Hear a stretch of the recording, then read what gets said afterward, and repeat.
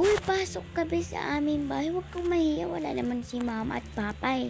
Natatakot ako. Baka nandyan yung ate at kuya mo eh. Wala, te. Nasa school sila.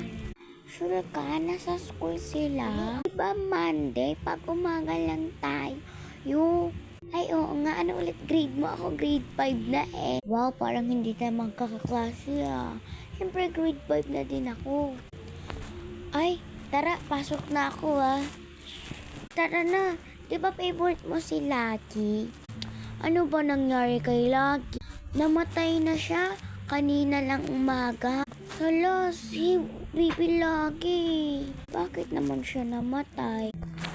Kanina umaga parang hindi siya nakakahinga. Hindi din siya kumakain. Okay, chismisan lang pala almusal natin. Ay, oo nga no. Wait lang ah. Go to part 2 na.